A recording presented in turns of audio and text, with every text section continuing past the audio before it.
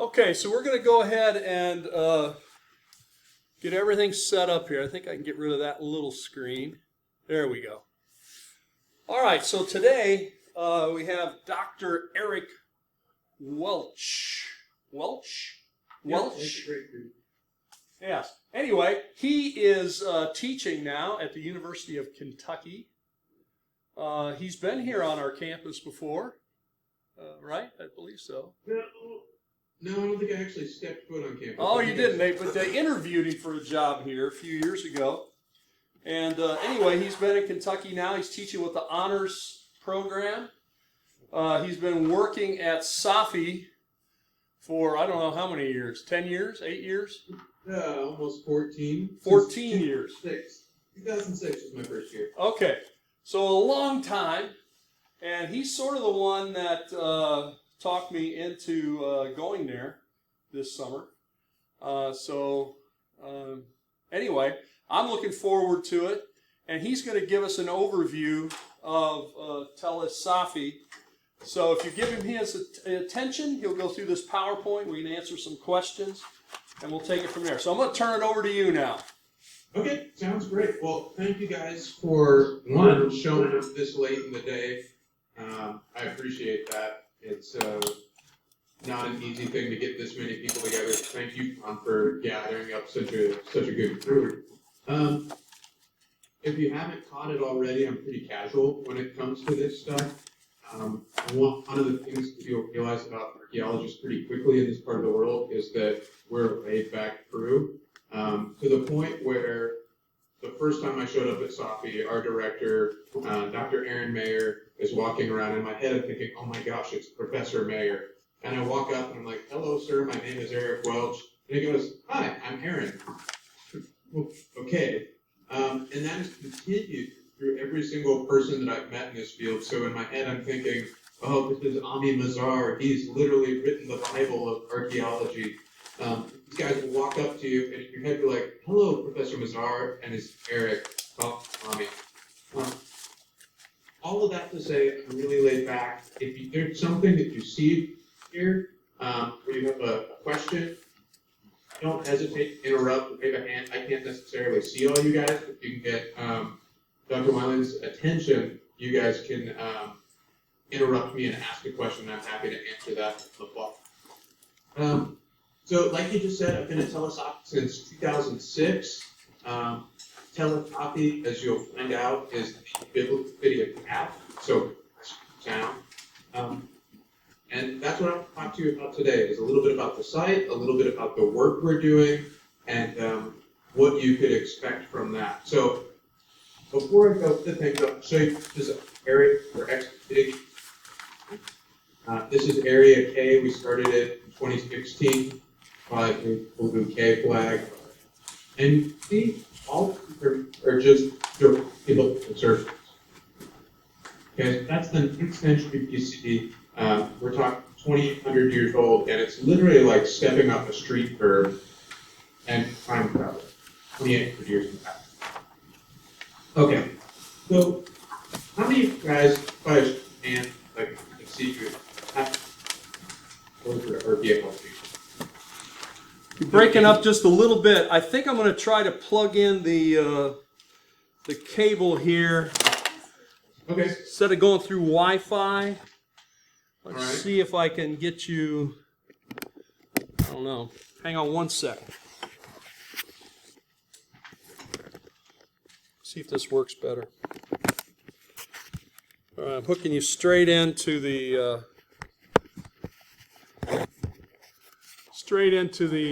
cable instead of Wi-Fi.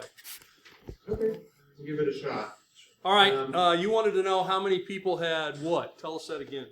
Exposure to archaeology, or how we do it in this part of the world.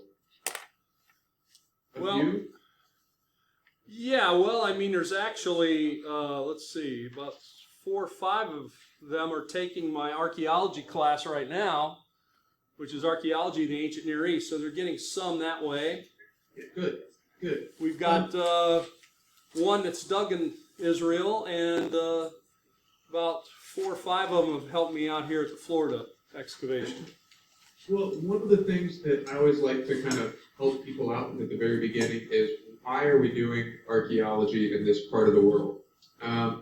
And the reality is that when we're talking about this time period, we're talking about this region, we have pretty limited historical documentation. We have text from a few different cultures, the Egyptians, the Neo-Assyrians, things like this that can help us out. But the Hebrew Bible itself, or the Old Testament, isn't exactly a history book.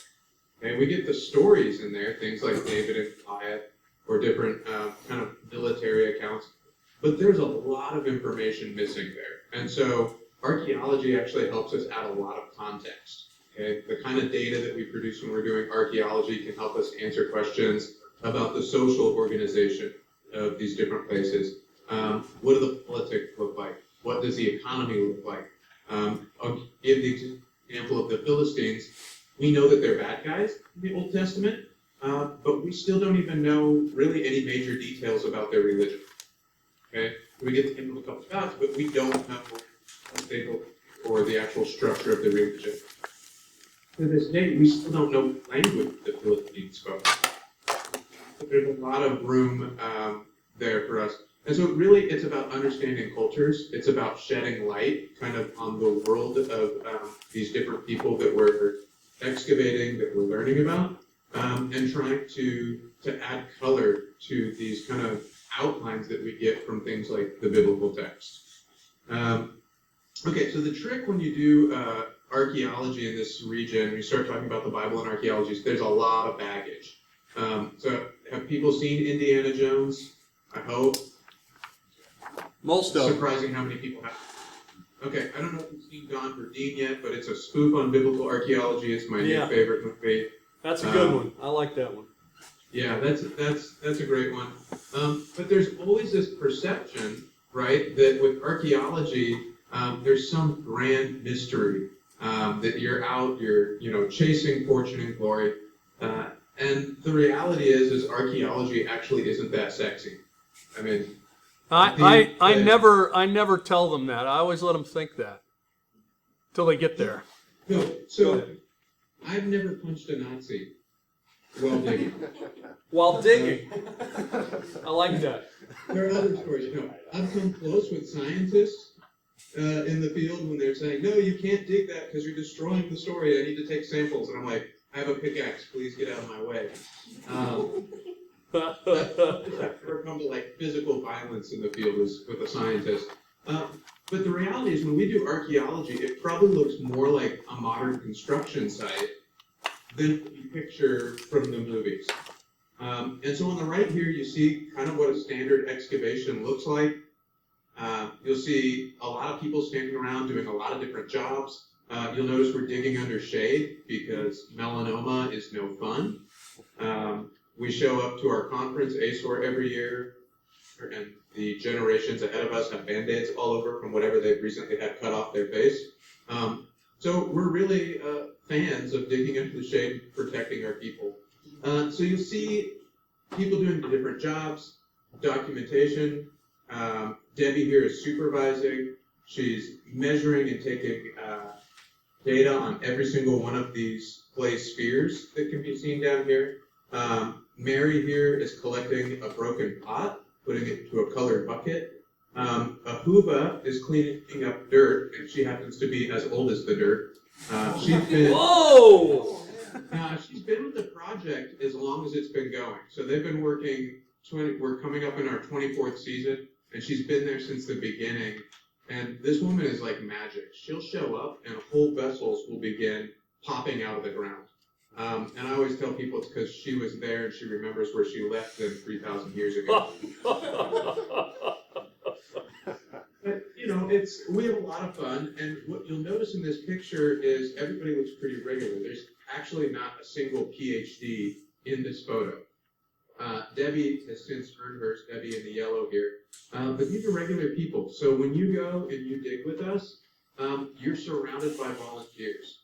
And it's not the kind of thing where, you start excavating the Ark of the Covenant and I say, please step out of the way, let the professor excavate this. You touched it last. Okay? And if it's the Ark of the Covenant, I don't want to touch it anyway. So this is cool. Oh, look, Sagu people. That's cute. This is not intentional. Those are Evangel and CBC people in the top left. And then we've had people from Sagu. We had somebody from Northwest. Southeastern has not joined us yet. So it's going to be fun to have you guys at Safi. But the reality is, this whole thing runs because of volunteers.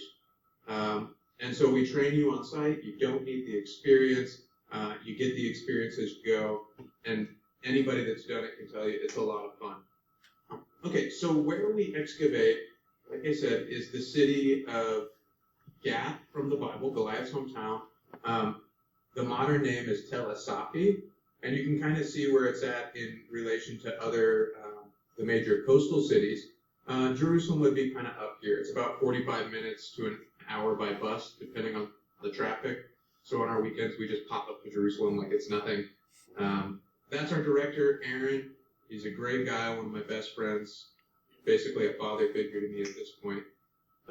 There you can see kind of where Safi sits in the geography. So Israel's really interesting in terms of the overall geography.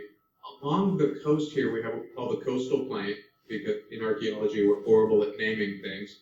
And up here in the hills, we have what we call the hill country, again, because we're very bad at naming things. And in between is this zone of kind of low rolling foothills. And we call that the Shpela, okay? Or in Southern Baptist Church, Shepela. But the Shpela are these kind of hills, kind of foothills that lead up into the big hills where Jerusalem is. And Tel Safi is really neat in that it sits on the first hill that overlooks the coastal plain. Okay? So it's flat, and then a giant hill. And so it's a very strategic location. Sorry, students are walking by and waving at me and being nice. And it sits on the Ela River. And so when I show you Tel Safi, you can see why for 4,500 years, the people there settled city on top of city on top of city on top of city. On a clear day from the summit of Tel Safi up here, all the way to the Mediterranean. Right in front of it is the Ela River, and so that takes you straight into the heartland of Judah. And if you were to go 5 miles to the east, you'd be right where the David and Goliath battle took place. And so it's very, very strategic. And this is why we get 4,500 years of city on top of city on top of city on top of city. And in fact, if you look at this, you can see these white cliffs.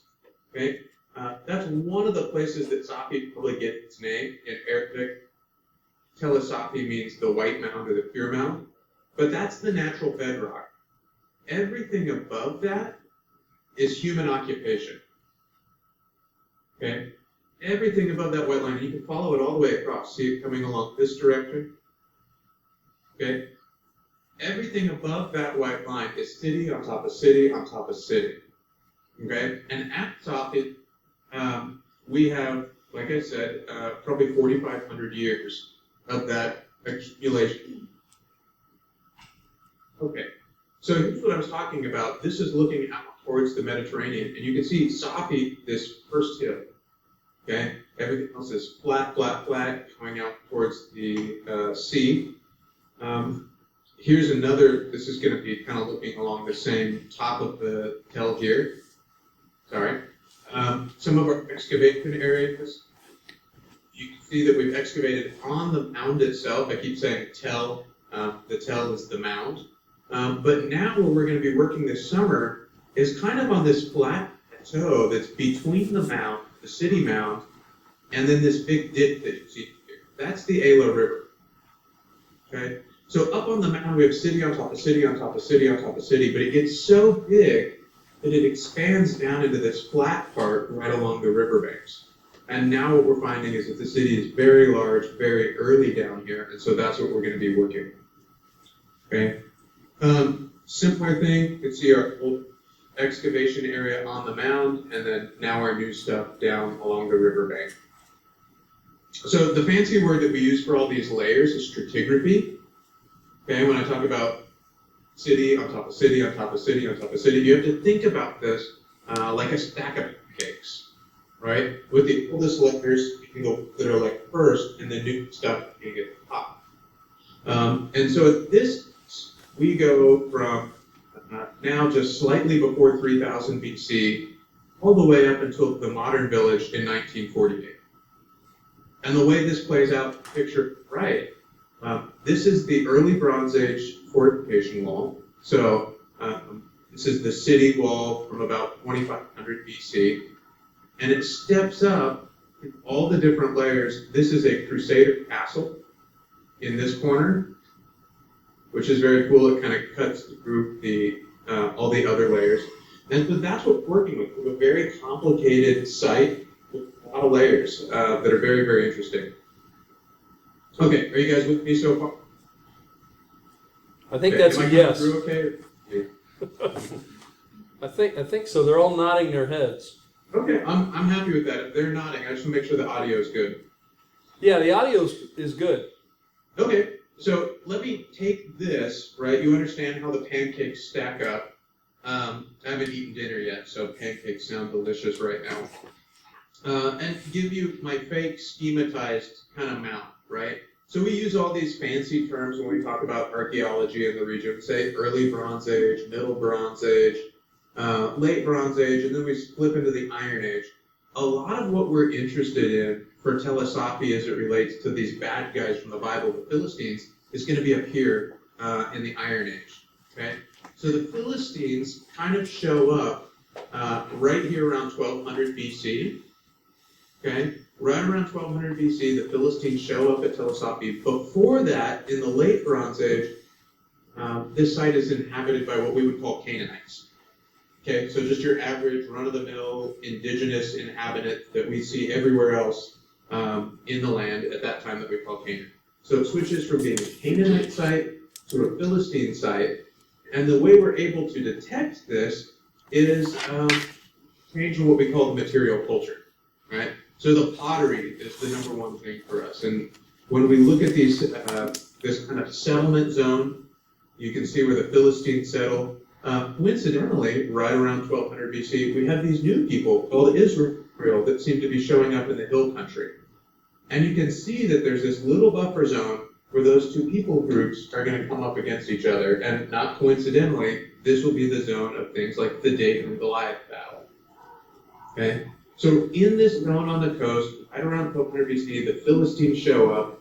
And because they are featured so prominently in the Old Testament narratives, our questions are, who are these people? What's their deal? Why are the Israelites so opposed to them? What are the objections about their culture? And so that's what we're working on. Things like, where do these people come from? Right? I just told you they're new because their pottery shows up out of nowhere. They're not Canaanite. And a lot of it looks like it comes from maybe the Aegean. There's a lot of connections to Mycenaean pottery. There are connections to the island of Cyprus, but there are also connections to parts of Turkey, kind of in the crook of Cilicia and the Anatolia. We don't know anything about the language. We don't know anything about the religion. We don't even know for sure what they called themselves. They probably didn't call themselves Philistines. Okay, so these are questions that we're asking ourselves as we try to excavate these people. All right, so you already know the big story here, David and Goliath. If you don't know that David and Goliath is a Bible story, I'm here to tell you that there's a story in the Bible about David and Goliath. Actually, the reason I say that is because I had a student at the University of Kansas who had only heard of David and Goliath as a sports metaphor. had no clue. I mean, he was a KU football player, and if you follow college football, you know where Kansas ranks in most of those conversations. So, right, guy, but he'd never heard that this was a Bible story. Everybody has a starting place. So here's first. There came out of the camp of the Philistines a champion named Goliath of Gath. So he's kind of our most famous guy that we get to work with.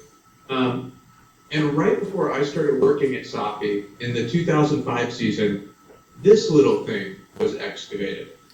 Okay, and what it is a broken piece of bowl, and you can see it's got some scribbly on it. Okay, it's got some scratches in it. Not real big. And you can see that's an average person's fingers, not like a giant or anything. So that's like a very small piece of pottery.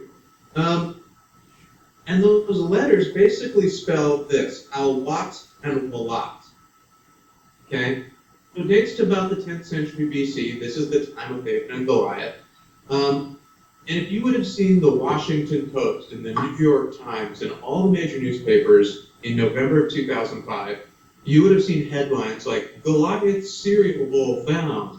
I mean, most sensational things that you could possibly manage in the newspaper. It doesn't actually say Goliath, though. So what does it tell us? Well, for a long time, we knew that Philistine names that we get in the Hebrew Bible or in the Old Testament don't sound like all the Israelite names. Okay, so you know that a lot of the names in the Bible are actually formed from Hebrew root words, right? And so you get things like Hezekiah and Jeremiah and Isaiah and all these different names that end in "ya," right? Or have this strong thing and then this "aya" ending. And that's because a lot of them are God does this, God is my this, I do this for God. And we can almost translate those because they're good Hebrew language. The Philistine names never quite fit that model. And so for the last almost 200 years, people have been looking at these names saying, these don't quite line up. They look a lot more like Greek names. In fact, if you look at the way that Goliath might have come what its original language was into Hebrew and look at how those sounds change, you might actually kind of of this sounding more like Lattes. Something more like the name Ulysses is something that we know from classical race.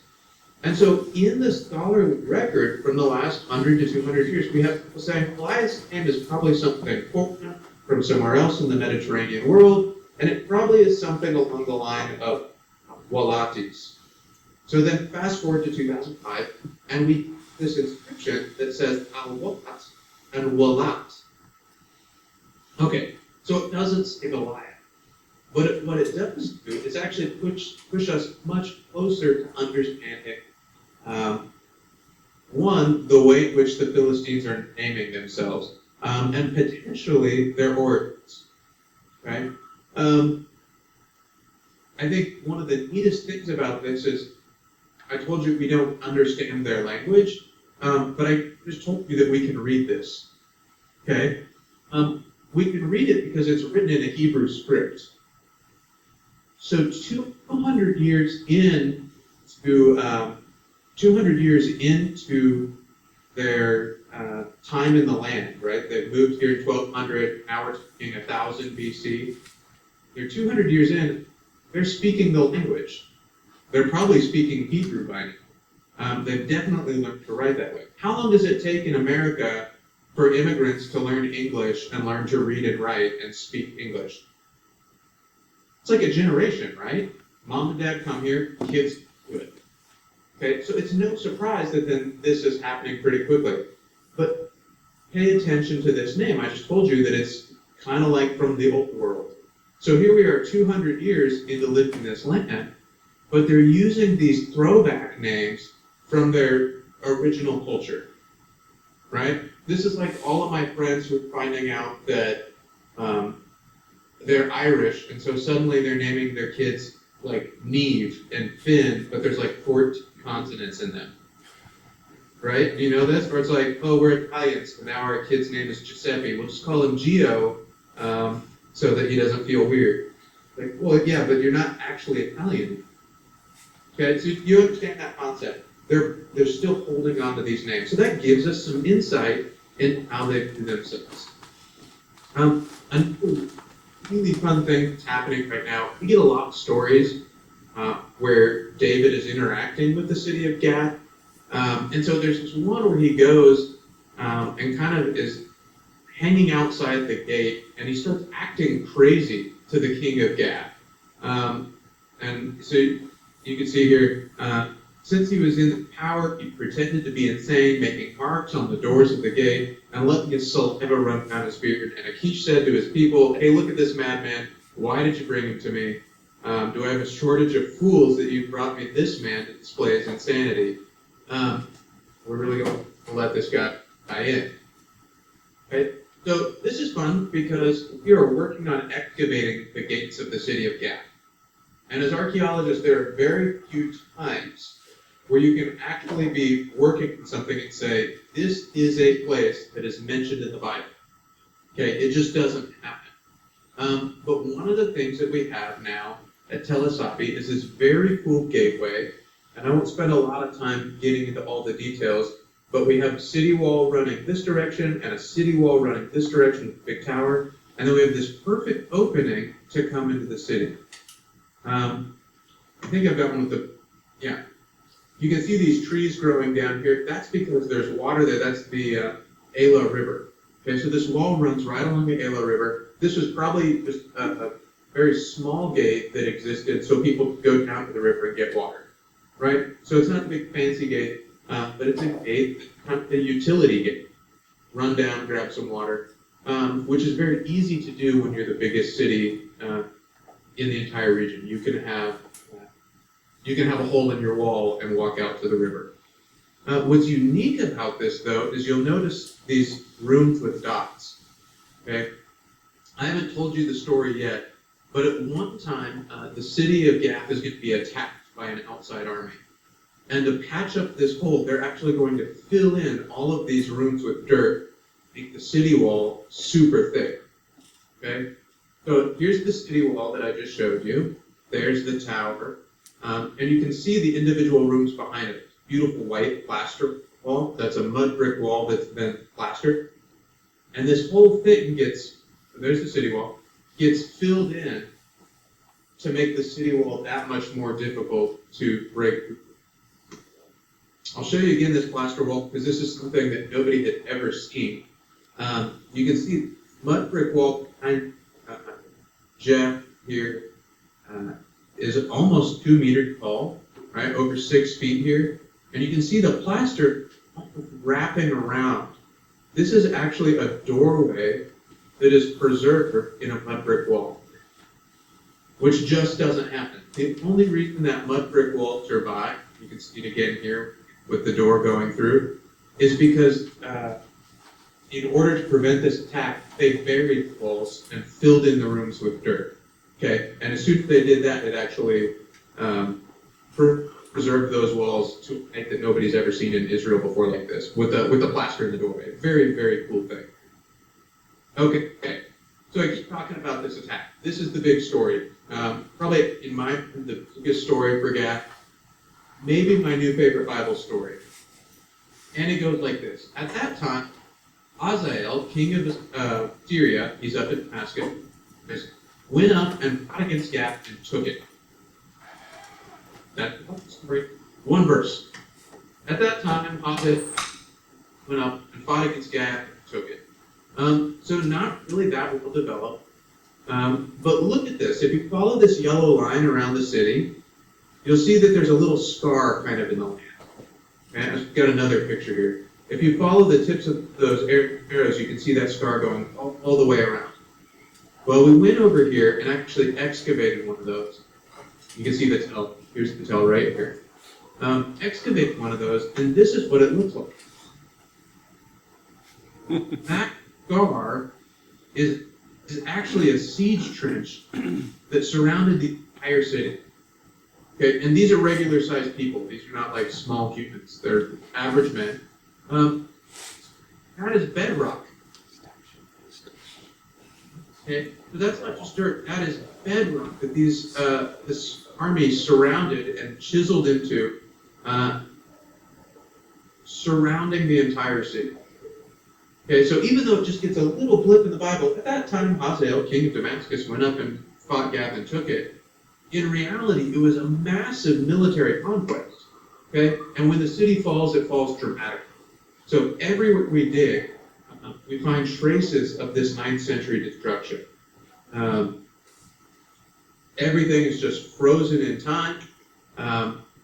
whole vessels like everywhere. You can see how close these things are to the surface. John, you'll appreciate this was after final photos on the last day. It was one of those, hey, that's sticking out. We should make sure that that's not going to get stolen.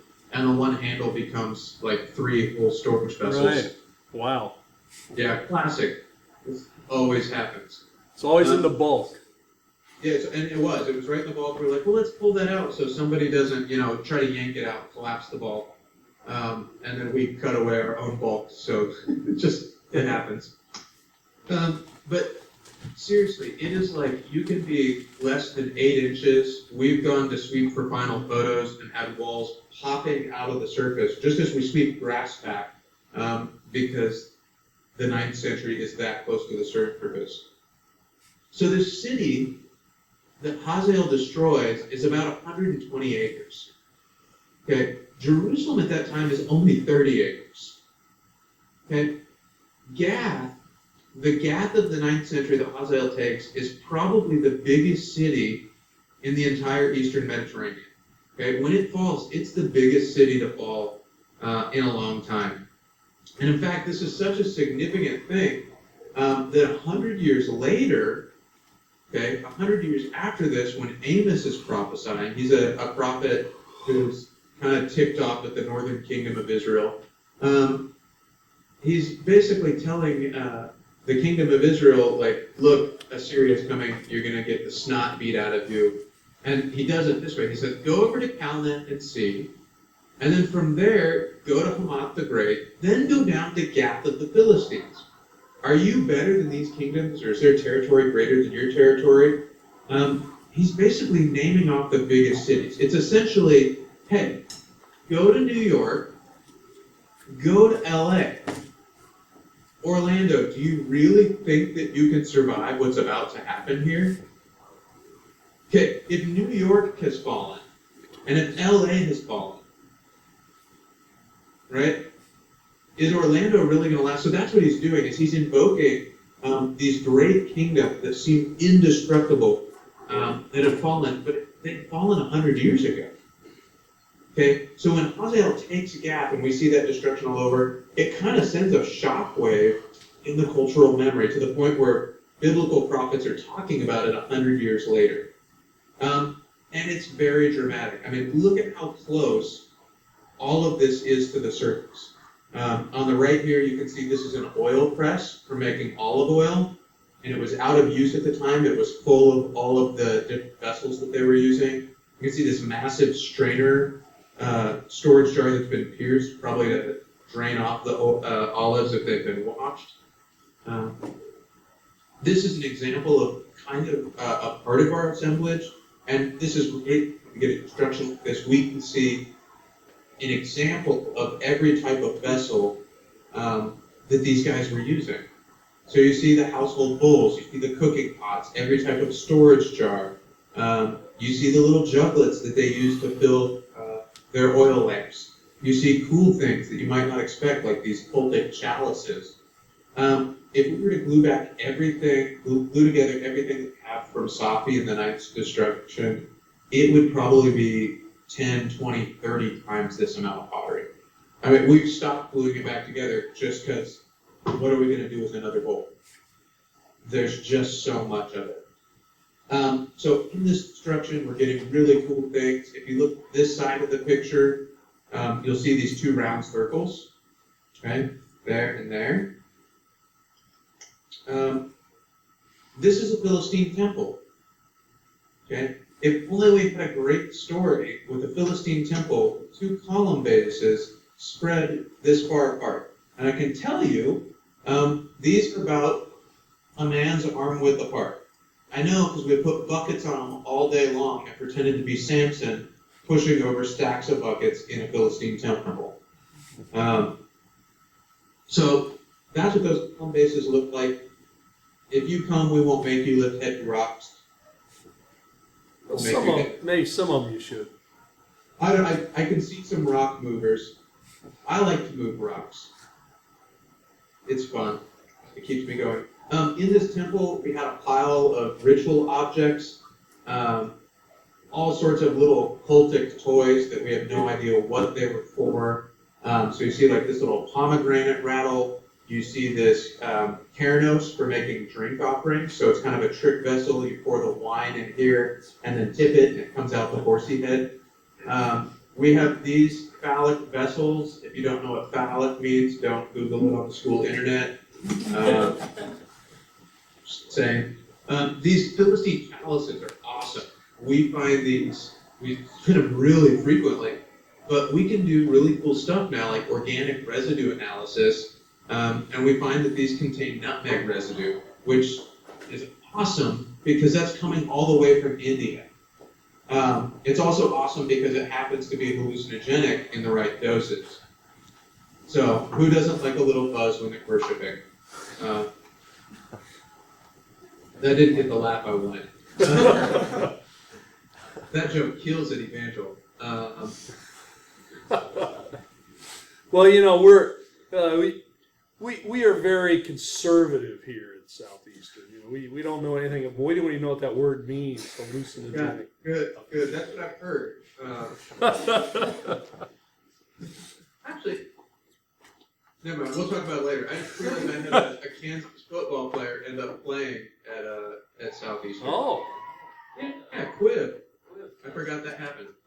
Anyway, so this is great. Here's the altar call. A few years back, we found this Philistine altar. So talking about religion and what that looks like. This is a horned altar. So if you've ever heard the phrase grabbing hold of the horns of the altar, that's because altars to this part of the world have horns.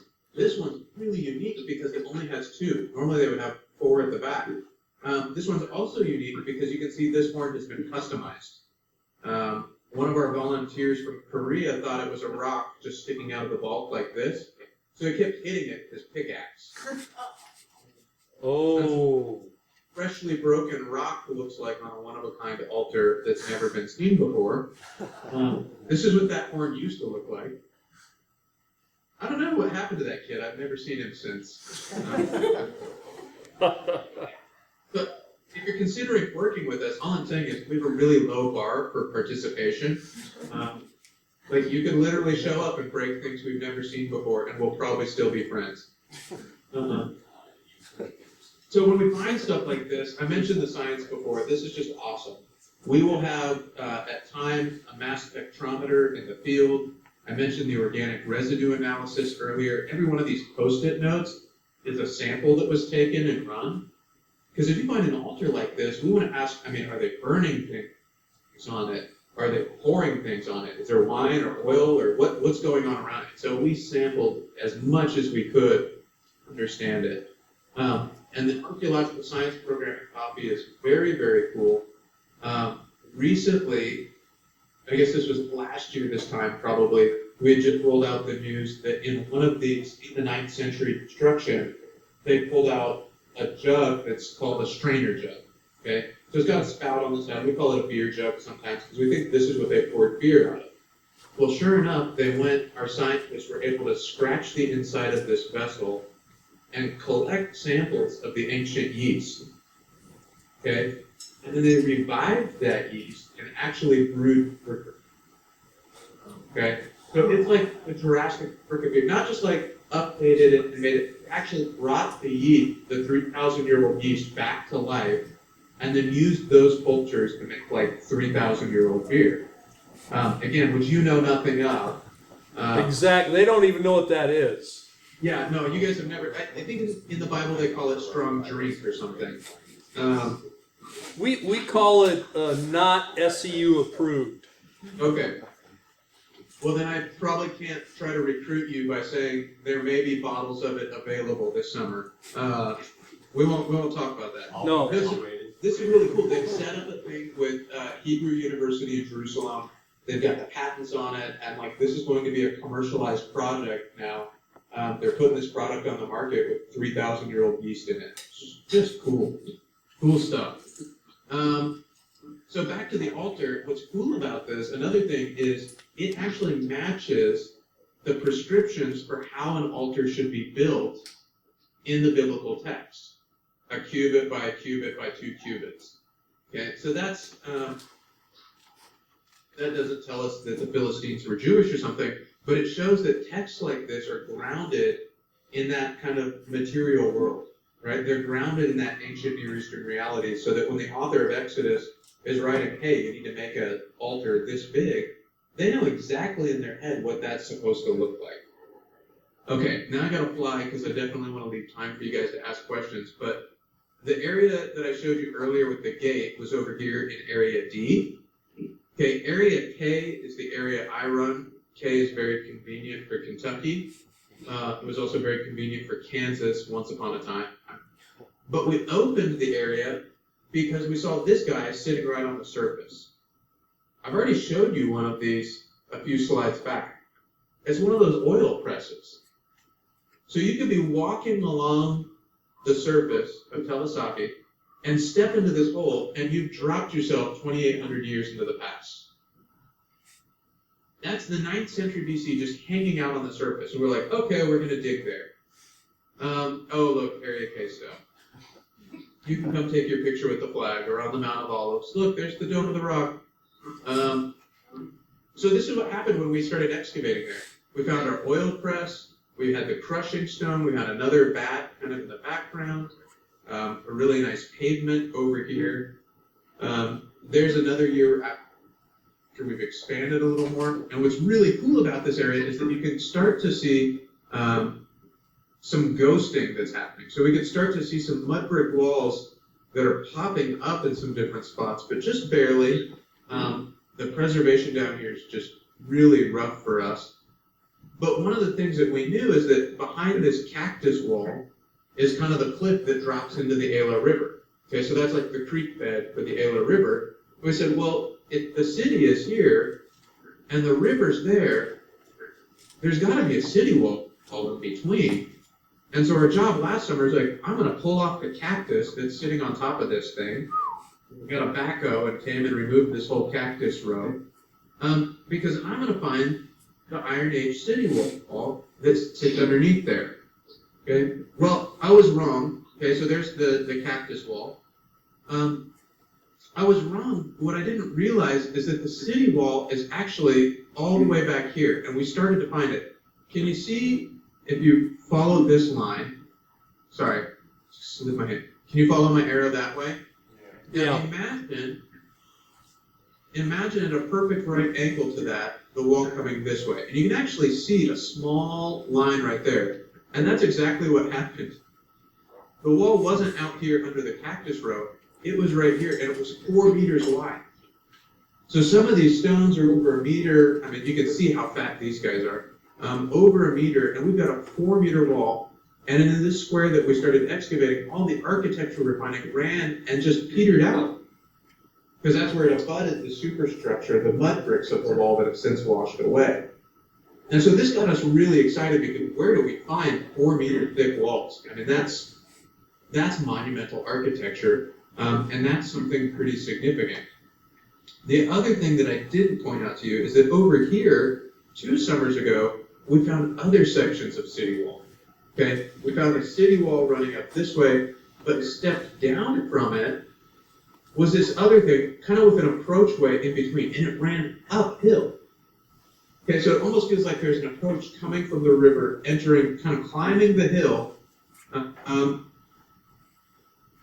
it made us wonder what's going on. So at the same time that summer, this is 2 summers ago, we did something called magnetometry. Basically, put a bunch of people walking around in the sun with antennas, shooting science into the ground and science bouncing back. And this is what we ended up with. Okay, so you see Area K over here. Here's my cactus row that we tore out. I found our city wall under here. You can see that there's kind of intense period or places of construction. Okay, the closer you get to the tell, this is the tell right here, we have a lot of activity showing up on the survey. But the thing that caught our attention was this very regularly spaced chunk here. That's weird. I mean, you don't get anything that regular looking over here, but you get big black spots. And so we decided to open this section, and it got us excited, because one of the things that we know from working in this region is that there are only a few things that would occur with regularly spaced signatures like this, okay? And the thing that shows up the most commonly is a gate, okay? So we have something called a six-chamber gate. They're very famous. Something like this at Tel Hatzor, the one at Gezer, even Megiddo, okay? And the six-chamber gate gets its name from these six chambers. Again, we're really bad at naming things in archaeology. So if you feel like you've got catchy names, we need you this summer. But what's interesting is that signature, those four black dots, basically represent this piece, right? 1, 2, 3, and 4. And it has us really excited. So counting back this way, 1, and then you can't see it because I didn't highlight it yet, but 2, 3, 4 coming this way. We feel reasonably confident that just off the edge of Area K, we could be excavating a six-chamber gate this summer, which would be the first major gate like this excavated in probably 60 years. And it would actually be one of the bigger contributions to the discussion of the kind of political kingdom of Israel, and a lot of questions surrounding guys like King David. So this is something you're going to dig this summer? Yeah, so where am I at my slides? Oh, that's the come join us. Okay, this is perfect. So I'm taking that as the first question, John. So here's our wall that we excavated. We caught it right here. We're definitely going to be expanding here and going deeper to try to expose that whole line and understand what's happening with the wall. But the week before the dig, we're probably going to come out here with a bobcat and take off the top 30 centimeters of topsoil. The tricky part with this, where the chambers are, if I top back one, is the only reason that I can see those is from the mud brick. And this picture doesn't show it. The previous season's excavation where those squares are open, the mud brick lines are much more clear, and that kind of does that ghosting thing that I showed you a second ago. And so there are pretty clear mud brick signatures happening here. What we'll do is probably dig on this side to test and see if we have the mirror image. And once we have that, then we will be getting pretty aggressive in how we pursue this. But again, here's the approach coming from the wadi, that thing coming up. Everything that they dug here was clean. There was not even a piece of pottery in this. It was empty. And it looks like it's going to come in and it's just going to shoot straight in. And if I go back, let me find that signature. You can actually see that everything outside this is unoccupied. There's no construction. You have to get inside it. And so I've got another slide that I have hidden right now for this show that basically shows how this is coming. You can see some streets entering. We're calling them streets, but voids between the construction blocks. And I think that's something that we have happening here also. By the way, many of them in here are used to ghosting because, Valentine's Day is coming up and they have recently been ghosted. No, I'm just kidding. Keep going, I'm sorry. No, I appreciate that. This is what we're working on. This will be Area K. There's a very good chance that the Australians will be abandoning this area and we may be colonizing Australia. All right. It's fine. It's an island of prisoners. That's true. We have this area that they're also talking about abandoning, but I think we're going to go ahead and just take over. So. Okay. Very good. So what kind of questions do you guys have? I mean, this is Monday through Friday when you're on our dig. You're doing the work of an archaeologist. I always tell people I never complain about the heat. That's my last thing. It's actually really pleasant to work at Safi. By 10 o'clock, we have a breeze every day. Dig under shade. We eat really well. And then the weekends we take off. We move out of the kibbutz and go to Jerusalem and just hang out in the old city and make it our neighborhood. and I would love to have you guys Yeah. join us. You got a question back here from a veteran of Israel last summer. Go ahead. So, Excellent. You showed the slides where pretty much the city was ransacked and stuff was just left over.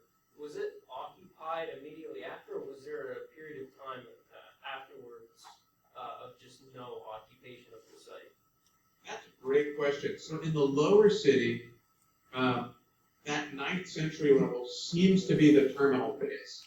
Okay, so in archaeology we say terminal phase is kind of the last occupation.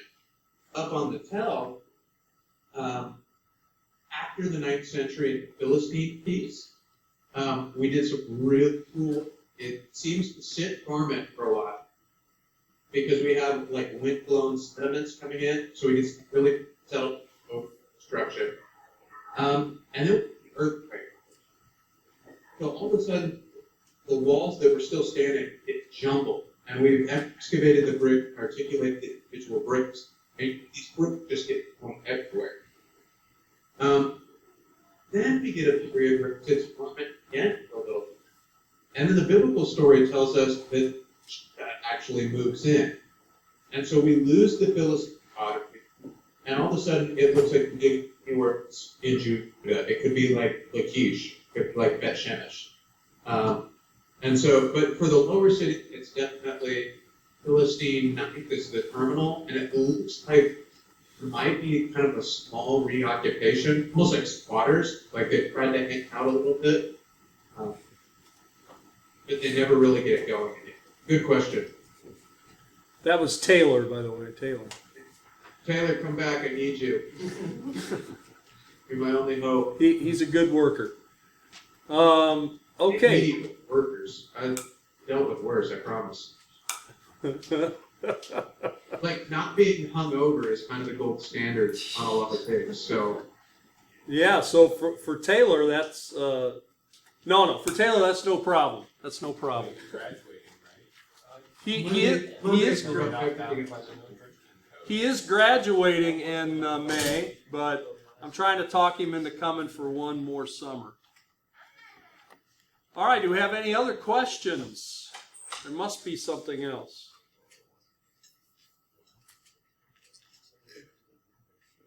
No more questions? Let me tell you this then, guys. Okay.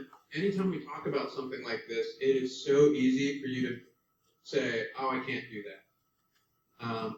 And I always tell my students this, like, when it comes to opportunities to study abroad or do something crazy like this, this may be the only chance you ever have to do this.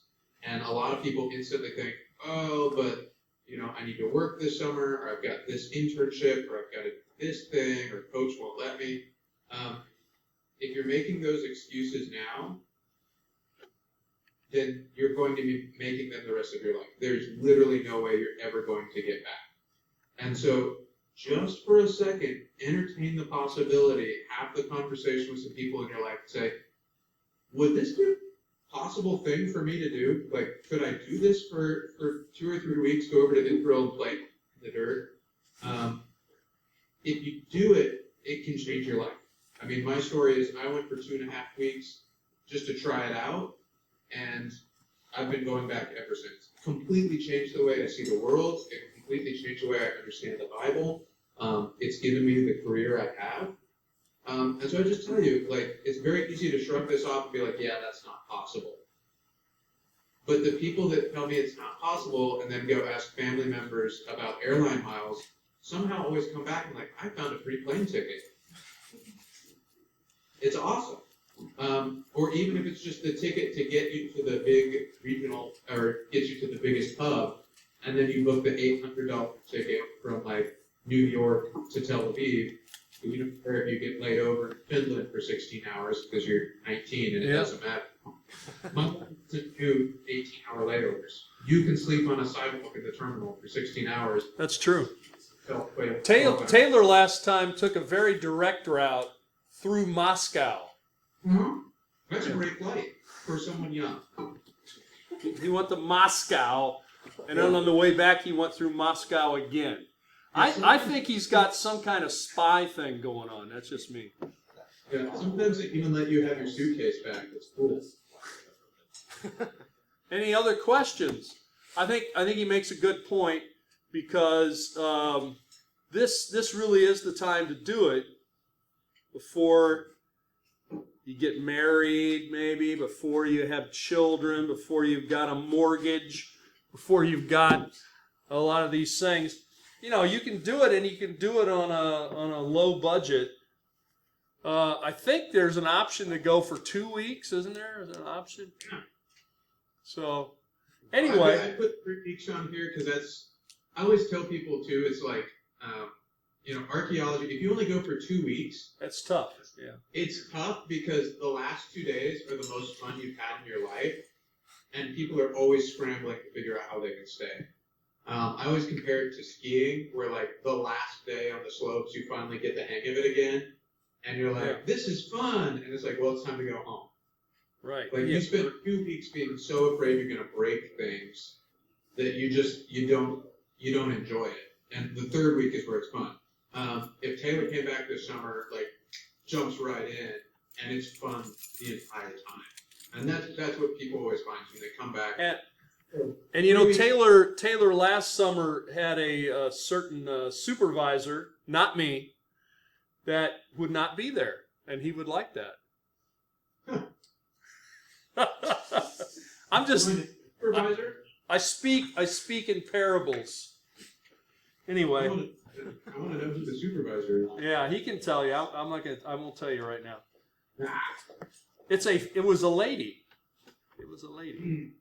Because when he wrote up his report, he said, like, how did you like this and so forth, and he said he liked it all except for one thing, and that was pretty much the one thing. So, any other questions? Any other comment? We've got 2 in here I think are definitely going. We've got maybe a couple other potentials, right? And then we got a couple not in the room that I think are going. So we've got maybe 4, 5, plus me. So that'll be a good crew. That's awesome. That's awesome, and I think we've got probably 8 or 9 from Kentucky and another, normally around 15 from Colorado Christian. So if we want to. Uh-oh, what happened? What happened? Hello. Where'd he go? Caribbean jerk beetles were up there. What was it? Lost him. Oh. Did our time give out? What? I don't know what happened. Okay, let me see. Well, I think Skype quit. Yeah, Skype's I think gone, so. Skype is gone. Yeah. I think Skype tried to do some kind of update or something. Let me just see if Skype is still here, see if we can say goodbye.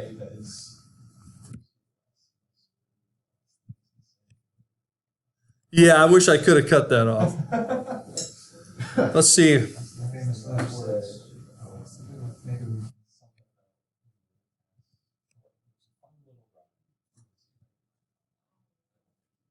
Let's see. Here we go. Yeah, there's 2 things. I don't know what happened. I don't either.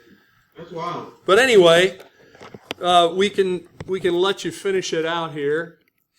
And I don't know. It seemed like Skype just quit on my end. I don't know. It dropped out. Yeah. It's fine. So maybe once it hits a certain, maybe it wants money now. You know how they are. Those guys from Estonia. Anyway. Yeah. Look, you guys that are looking at going, or maybe you don't even know if this is a possibility. You saw my email up there, eric.welch@uky.edu. I'm also infinitely Googleable, for better or worse. Shoot me an email. Like, let's talk. Like, I want to help you with this. Man, and when I was in college, had somebody put this in front of me, it would have changed my life even earlier. And so I've always made the commitment. I can show you the emails to your university president when he was not at Southeastern that were ignored when he was at a different university, as I invited saying, send me your students. I want students from Northwest. I did it to Sagu, I did it to CBC, Evangel, North Central, because I believe in this trip. I believe in what it can do for you guys.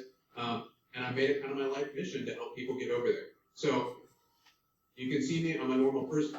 I'm not like a scary professor. I'm more interested in having fun than actually doing work on most days. I want to get you there. So shoot me an email. Those of you that are already going, if you have questions about logistics, packing, where we stay, what the weekends look like, shoot me an email. Let's get connected. Okay. Cool. All right. Well, any last comments or questions before we say goodbye? Doesn't look like it. I think they're hungry, and you probably are too. So let's thank him. Great talk. And hopefully we can get some more people on board. So I think it's going to be a great summer. All right. Good. Thanks a lot. Now we will talk to you later. All right, we'll talk to you later. Bye bye.